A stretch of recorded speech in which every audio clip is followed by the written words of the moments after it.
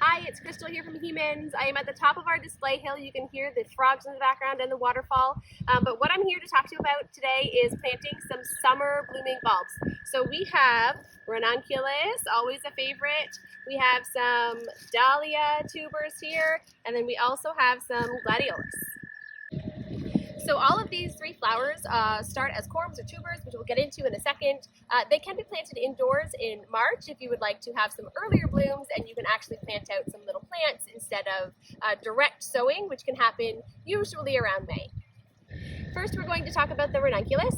So right now we're planting these Pauline, a beautiful dark pinky red color. And the ranunculus are actually corms. That's what you would plant. So they're these little octopusy looking things. And when you plant them, this part goes down into the soil and the stem will come up from the top.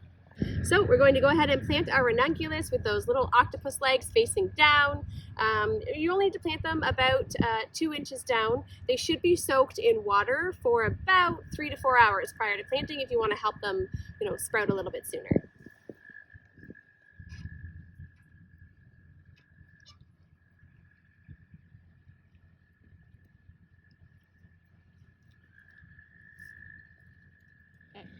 So next we're going to talk about dahlias. Now these come in tuber form. Today we are planting these beautiful dark purple Thomas Edisons.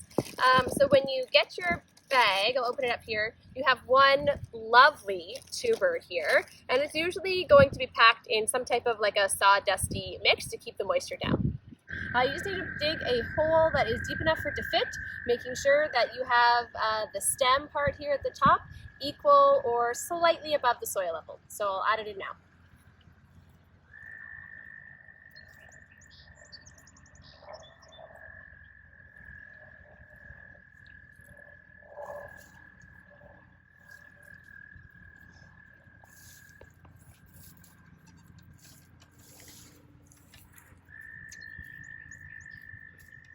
Then we're going to talk about the butterfly gladiolus. This is a cut flower mixture, so we have a variety in this package, and this is what the bulbs would look like. So they actually are planted this way. So this grows up and becomes the stem, and all these little bumps here will become your roots. Okay, and then last we have the gladiolus bulbs, which look like bulbs, but technically they're corms, but they do look like a bulb. So what you're going to do is plant these in the soil. Make sure you have pointy side up. The bigger the corm or bulb, the lower you can plant it, anywhere from 2 to 6 inches, and then just tuck them in. So with gladiolas, you can plant these en masse. They typically look better if they're planted in groups of 3 to 5 or more if you have the space. And you can also plant them in succession. So that just means plant some this week, plant some next week, plant some a couple weeks after that, and you'll have continuous blooms. Last, give them all a little drink.